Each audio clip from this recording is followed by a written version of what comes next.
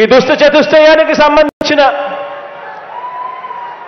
ఈ గ్యాంగ్లో, ఈ ముఠాలో ముందుగా ఇదే భీమవరం ప్రజలు తిరస్కరించిన దత్తపుత్రుడితో మొదలెడతాను. వీరు చేసిన రాజకీయాలు ఎలా ఉన్నాయి అనే విషయం మీద. ఈ దత్తపుత్రుడు పక్క రాష్ట్రంలో ఈయనది శాశ్వత నివాసం. అడ్రస్ ఎక్కడ అంటే మన రాష్ట్రంలో ఉండదు, పక్క రాష్ట్రంలో ఉంటాడు, నాన్ లోకల్. ఇంకా ఆశ్చర్యకరమైన విషయం ఏమిటో తెలుసా?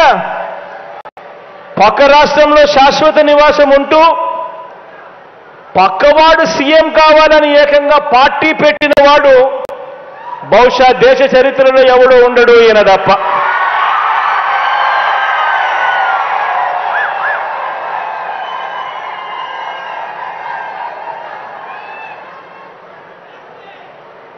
ఈ మనిషి బాబు ముఖ్యమంత్రి అయితే చాలు, అవే నాకు 100 కోట్లు అని, బాబు కోసమే తన జీవితం అని,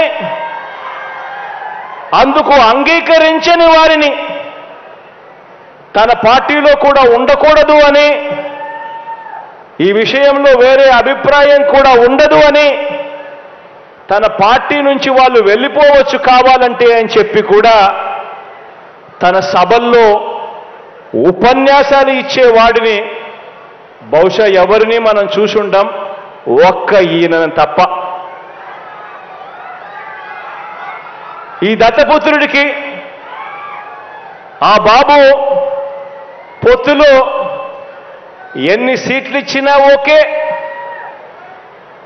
ఏ సీటు ఇవ్వకపోయినా ఓకే.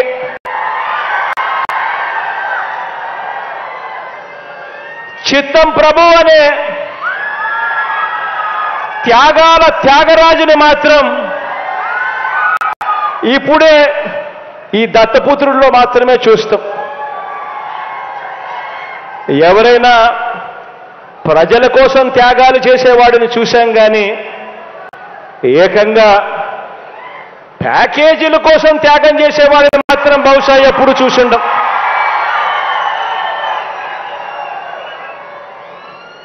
ప్యాకేజీల కోసం తన వారిని త్యాగాలు చేసే ఈ త్యాగాల త్యాగరాజును మాత్రమే చూసింటాం.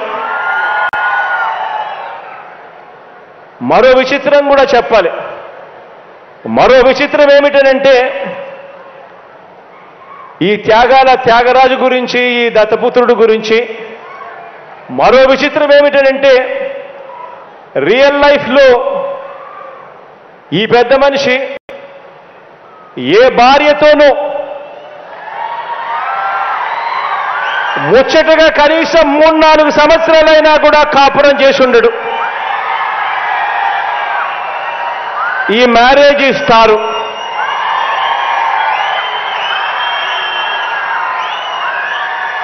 ఆడవాళ్ళను కేవలం ఆట వస్తువులుగా మాత్రమే చూస్తూ పెళ్లి అనే ఒక పవిత్ర వ్యవస్థను, పెళ్లి అనే ఒక పవిత్ర సాంప్రదాయాన్ని మంటగలుపుతూ 4 ఏళ్లకోసారి పెళ్లి చేసుకోవడం, మళ్ళీ విడాకులు ఇచ్చేసేయడం, మళ్ళీ పెళ్లి చేసుకోవడం, మళ్ళీ విడాకులు ఇచ్చేసేయడం, ఏకంగా కార్లను మార్చినట్టుగా భార్యలను మారుస్తా ఉన్న ఈ పెద్ద మనిషి 3 సంవత్సరాలకు 4 సంవత్సరాలకు భార్యలను మారుస్తా ఉన్న ఈ పెద్ద మనిషి ఇప్పటికే 3 భార్యలు అయిపోయారు అని అంటే ఆలోచన చేయమని అడుగుతా ఉన్నా. ఈరోజు మనమంతా ఉన్నాం. నాకైతే 2 ఆడపిల్లలు ఉన్నారు. మనమంతా కూడా ఆలోచన చేయాలి. మనకు చెల్లెళ్ళు ఉన్నారు, మన ఇళ్లలో ఆడబిడ్డలు ఉన్నారు. ఇలాంటి వాళ్ళు నాయకులు అవుతే, ఇలాంటి వాళ్ళు ముఖ్యమంత్రులు, ఎమ్మెల్యేలు అవుతే ఇలాంటి వాళ్ళను ఇన్స్పిరేషన్గా తీసుకొని 4 ఏళ్లకొకసారి 3 ఏళ్లకొకసారి ఇదే మాదిరిగా ప్రతి ఒక్కడు కూడా చేయడం మొదలు పెడితే నిజంగా మన ఆడబిడ్డల పరిస్థితి ఏమిటి, మన చెల్లెళ్ళ పరిస్థితి ఏమిటి, మన ఆడబిడ్డల పరిస్థితి ఏమిటి? ఇలాంటి పరిస్థితిని, ఇలాంటి కార్యక్రమాలు చేసే ఇలాంటి వారిని సమాజంలో, రాజకీయాలలో ఇలాంటి వారికి కనీసం ఓటు వేయడం కూడా ధర్మమేనా అని చెప్పి కూడా ఆలోచన చేయమని కోరుతా ఉన్నా. ఆలోచన చేయమని అడుగుతా ఉన్నా.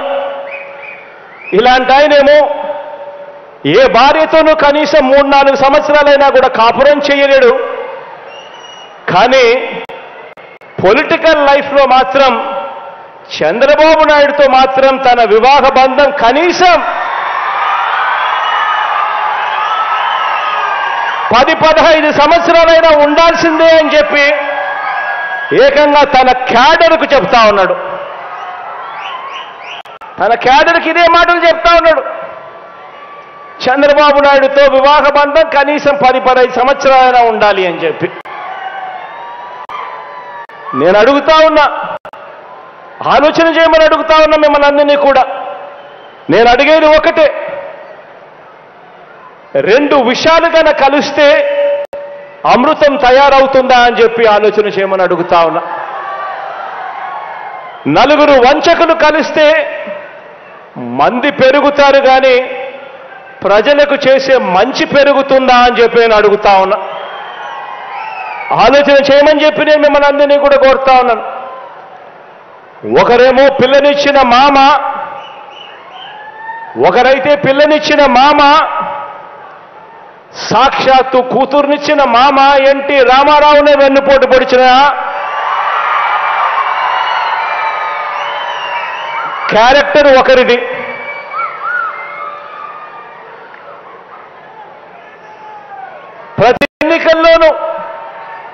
ప్రతి ఎన్నికల్లోనూ ప్రజలకు రంగురంగుల మేనిఫెస్టో చూపిస్తారు.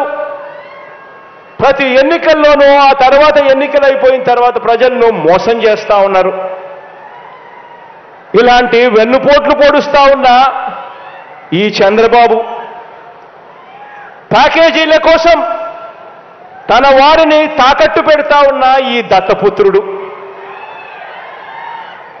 వీరిద్దరి కుటిల నీతిని ఏ ఒక్క పేద కుటుంబమైనా, ఏ ఒక్క పేద కులమైనా వారి వల్ల ఎప్పుడైనా ఎదిగిందా అని అడుగుతా ఉన్నా.